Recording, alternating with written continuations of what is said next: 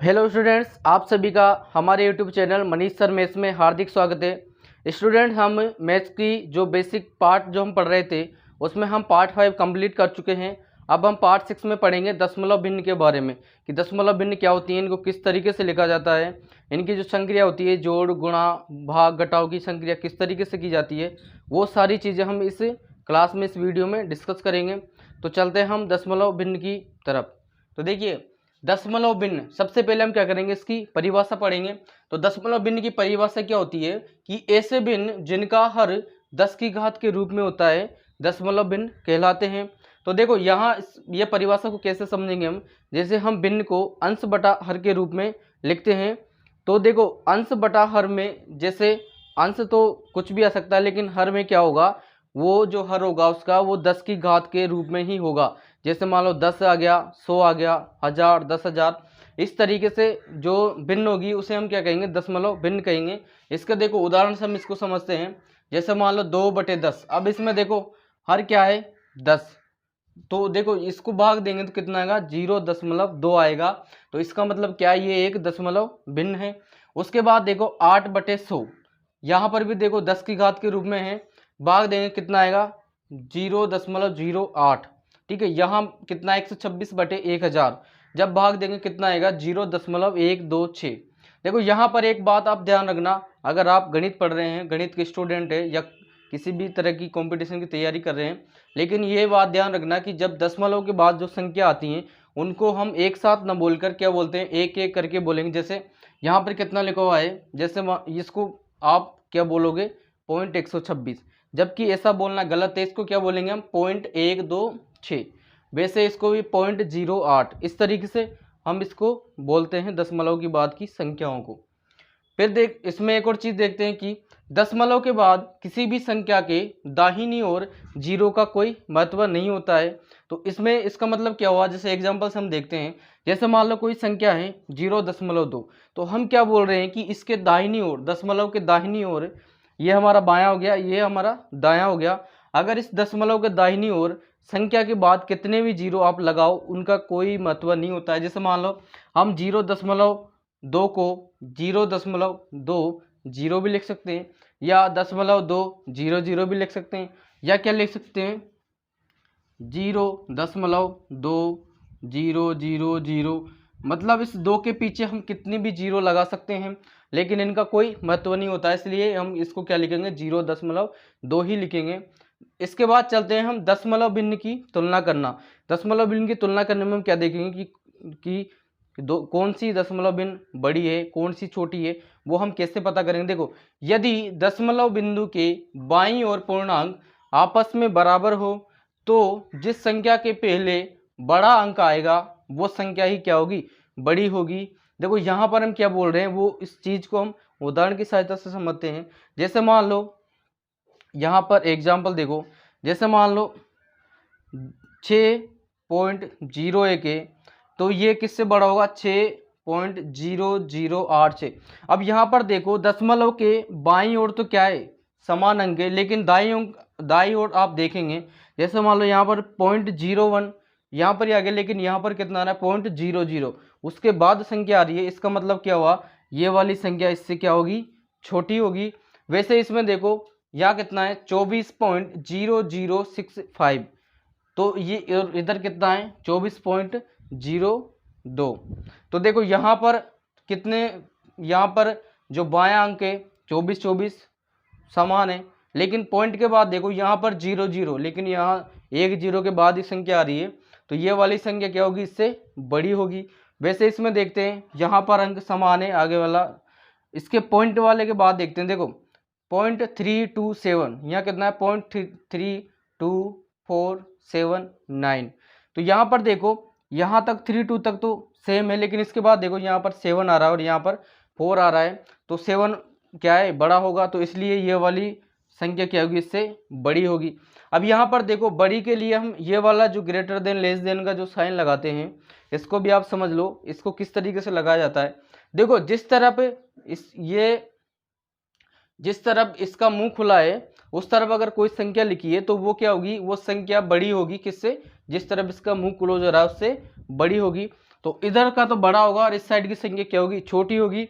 वैसे इसमें देखो यहाँ पर इधर देखो ये मुंह इस साइड क्लोज है तो ये क्या होगा, छोटा होगा। इसका मुंह इस साइड खुला हुआ है तो ये बड़ी होगी। तो इस तरीके से आप इन साइन को यूज कर सकते हो।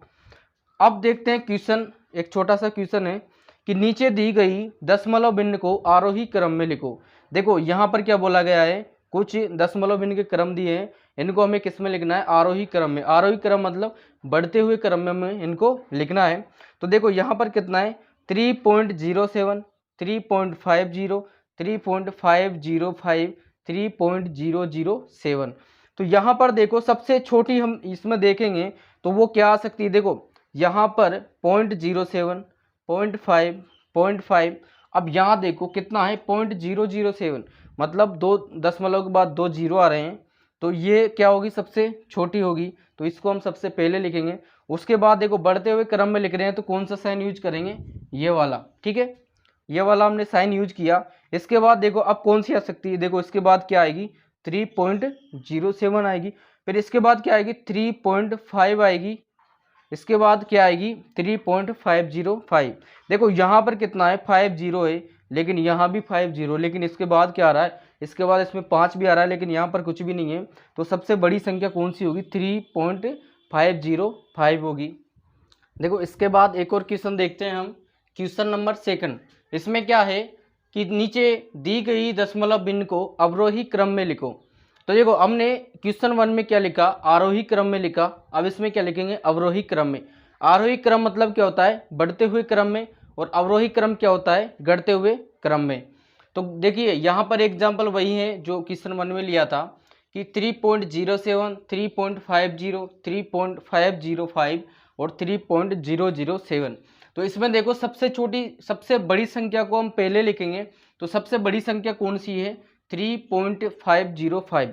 फिर उसके बाद क्या लिखेंगे, उससे छोटी कौन सी थी, 3.50, इसको लिख दिया। फिर उससे छोटी 3.07, फिर उससे छोटी 3.007, मतलब घटते हुए क्रम में हमें इसमें लिखना है।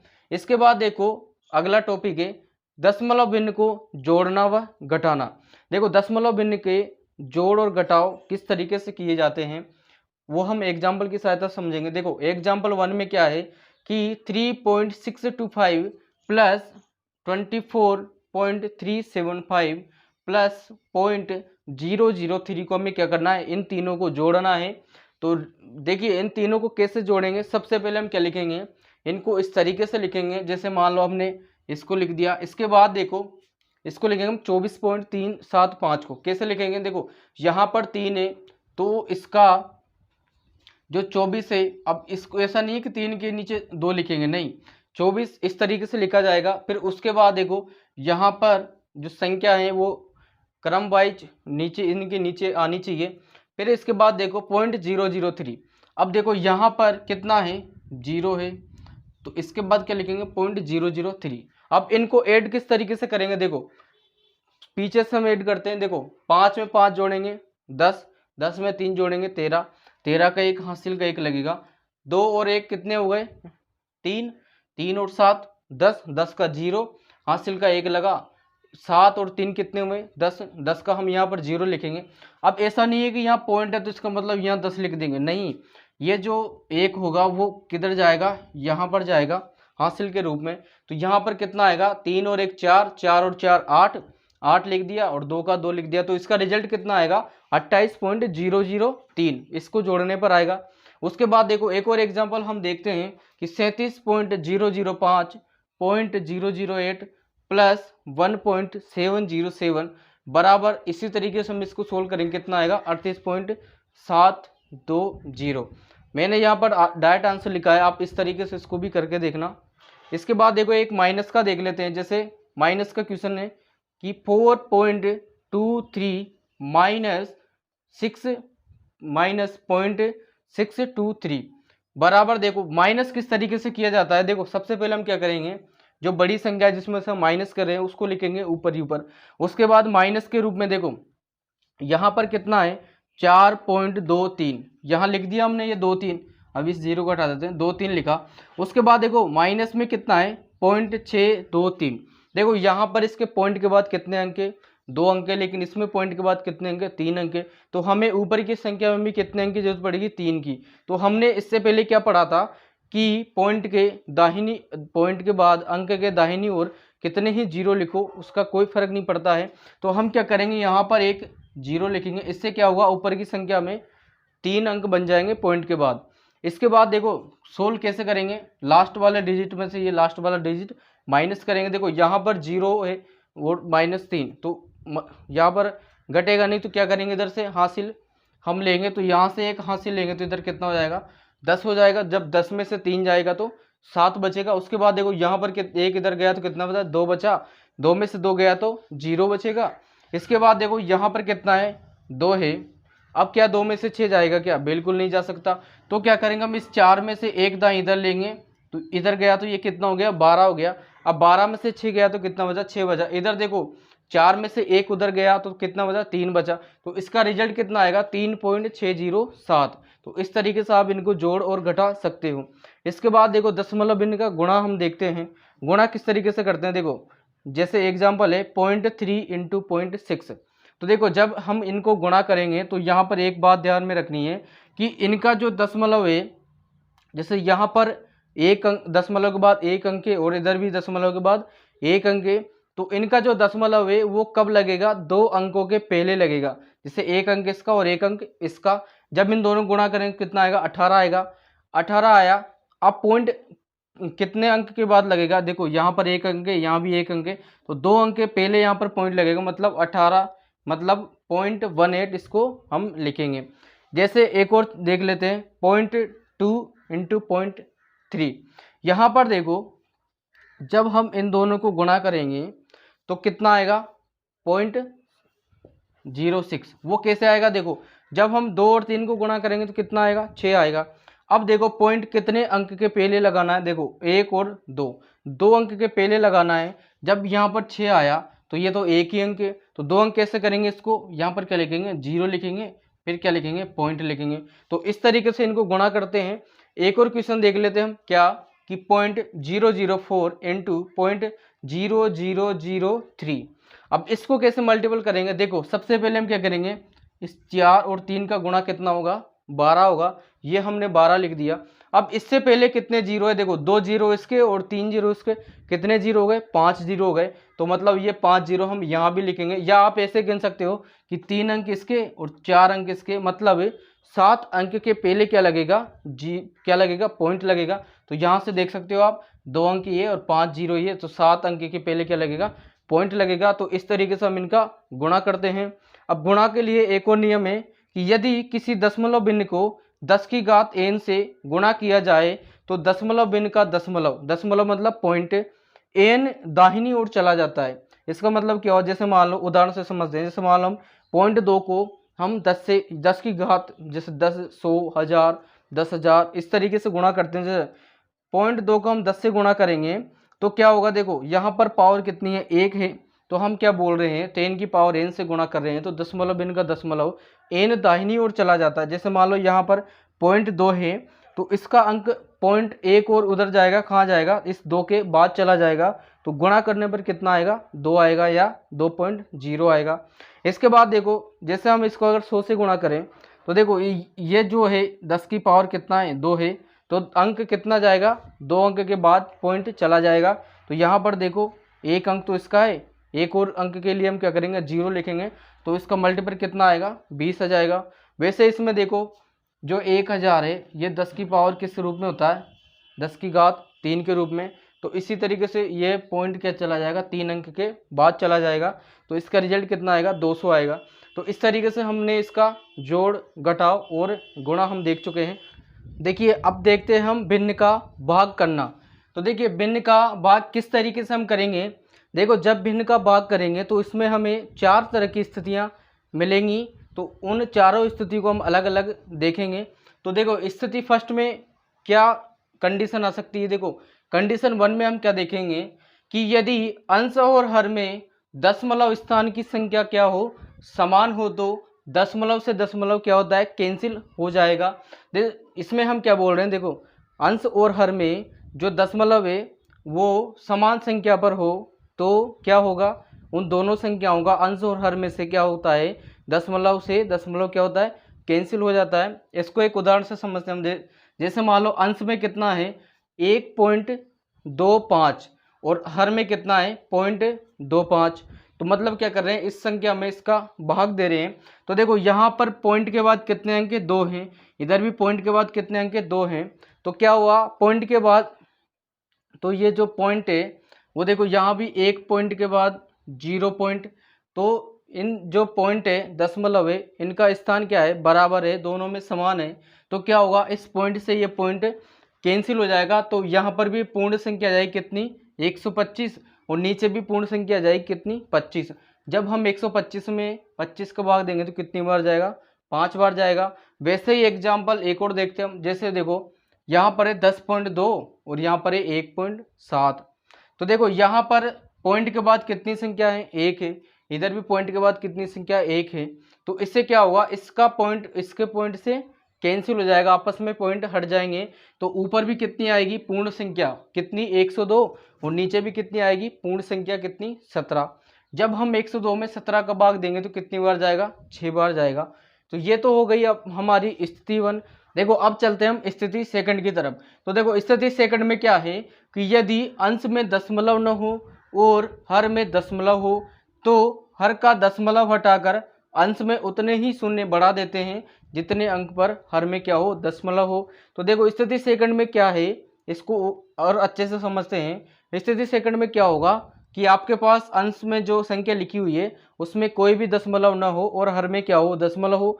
तो हम क्या करते हैं, इस हर का दशमलव हटाकर क्या करते हैं, जितने दशमलव के बाद जितने अंक है उतने ही जीरो क्या करते हैं, अंश में हम लगा देते हैं। या देखो इसको एक उदाहरण से समझते हैं। उदाहरण में लिखा हुआ है 49/007। तो देखो यहाँ पर अंश में 49 है, उसमें कोई भी दशमलव नहीं है, हर में कितना है 0.007। इसमें देखो पॉइंट के बाद कितने अंक है, 3 अंक है। तो हम क्या करेंगे, यहाँ पर हर में क्या करेंगे, इसका पॉइंट हटाकर देखो यहाँ पर कितने अंक है पॉइंट के बाद, 3 अंक है। तो क्या करेंगे, यहाँ पर पॉइंट कैसे हटेगा, हम क्या करेंगे, इस 49 में तीन जीरो ऐड करेंगे। तो 49 को क्या लिखेंगे, इस तरीके से 49 के बाद हम 3 जीरो लिखेंगे। फिर क्या करेंगे, यहाँ से पॉइंट हट जाएगा तो पूर्ण संख्या कितनी बचेगी हमारे पास, 7 बचेगी। जब हम 49,000 में 7 का भाग देंगे तो कितना आएगा, 7,000 हमारे पास इसका आंसर आएगा। वैसे देखो एक और एग्जाम्पल है कि 51/0.17। यहाँ पर देखो हम 51/51 में हम 0.17 का भाग दे रहे हैं। तो यहाँ पर देखो पॉइंट के बाद कितने अंक है, 2 अंक है। तो यहाँ से देखो हम इसका पॉइंट किस तरीके से हटाएंगे, पॉइंट के बाद 2 अंक है तो हम 51 में क्या करेंगे, 2 जीरो ऐड करेंगे।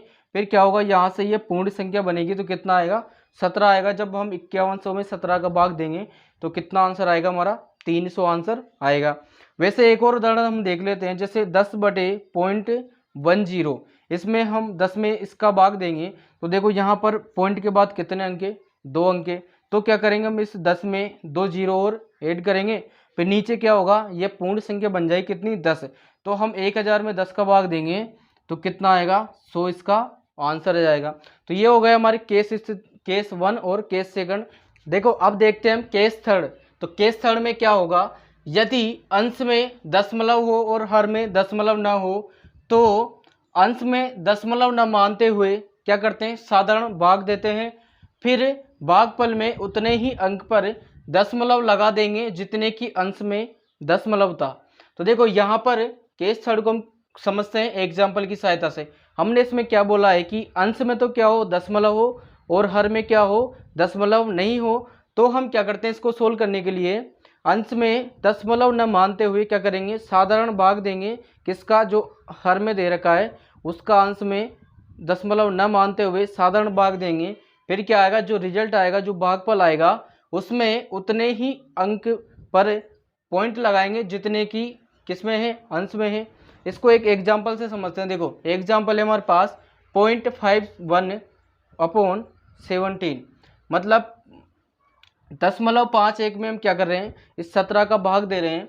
तो देखो सबसे पहले यहाँ पर देखो अंश में क्या है, दशमलव है, हर में दशमलव नहीं है। तो केस थर्ड में जो हमने लिखा है उससे किस तरीके से इसको सोल्व करेंगे, क्या करेंगे हम 51 में, मतलब अंश में कोई पॉइंट न मानते हुए 51 में क्या करेंगे, हम साधारण भाग देंगे किसका, 17 का।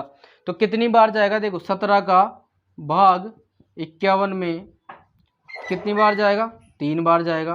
तो यहाँ पर जो भागफल आया 3। अब देखो यहाँ देखो भागफल में उतने ही अंक पर दशमलव लगा देंगे जितने की अंश में क्या था, दशमलव था। देखो अंश में दशमलव कितने अंक पर है, 1 और 2, यानी कि 2 अंक से पहले है। तो यहाँ पर देखो 1 अंक तो है, लेकिन दूसरा अंक कैसे लाएंगे, यहाँ पर 0 लिखकर और यहाँ क्या लिखेंगे, पॉइंट। तो इसका उत्तर कितना आएगा, 0.03 आएगा। वैसे ही एक और देख लेते हैं एग्जाम्पल, जैसे एग्जाम्पल है 0.0021/7। तो यहाँ पर हम क्या करेंगे, यहाँ पर जितने भी दशमलव है इसको दशमलव न मानते हुए क्या करेंगे, इस 21 में हम क्या करेंगे, 7 का भाग देंगे। तो कितनी बार जाएगा, देखो 7 का भाग 3 बार जाएगा। लेकिन यहाँ पर देखो अब पॉइंट कैसे लगाएंगे, तो देखो पॉइंट के लिए यहाँ पर देखो जो कितने अंक से पहले पॉइंट है, देखो 1 2 3 और 4 से पहले पॉइंट है। तो यहाँ भी क्या करेंगे, हम 4 अंक लेंगे। तो 1 अंक तो है ही सही, 4 लेंगे तो 1 2 3, तो 1 2 3 और 4, तो यहाँ पर पॉइंट लगेगा। तो कितना आएगा इसका आंसर, 0.0003। देखिए अब केस 4 देखते हैं।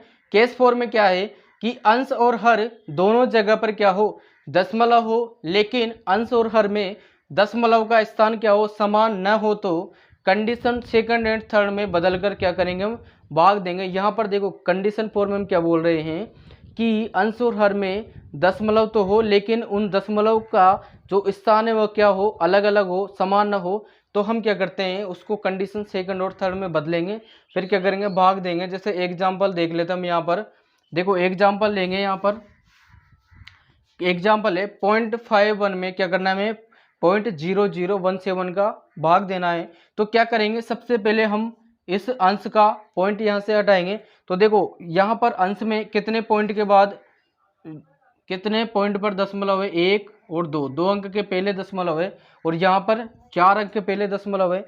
तो क्या करेंगे, इसका जो 2 अंक का दशमलव यानी कि इसको पूर्णांक बनाने के लिए क्या करेंगे, हम यहाँ से दो दशमलव कैंसिल होंगे, और यहाँ से भी 2 अंक यहाँ से कैंसिल होंगे। तो यहाँ से ये 2 अंक हटेंगे तो कितना आएगा, 0.17, मतलब 2 अंक पर ये पॉइंट चला जाएगा। तो फिर क्या बचेगा, 51/0.17। तो देखो यहाँ पर स्थिति क्या आ गई, अंश में तो कोई दशमलव नहीं है और हर में क्या है, दशमलव है। तो हम क्या करते हैं, यहाँ पर इस अंश में उतने ही जीरो लगाएंगे जितने अंक पर क्या है, ये दशमलव है।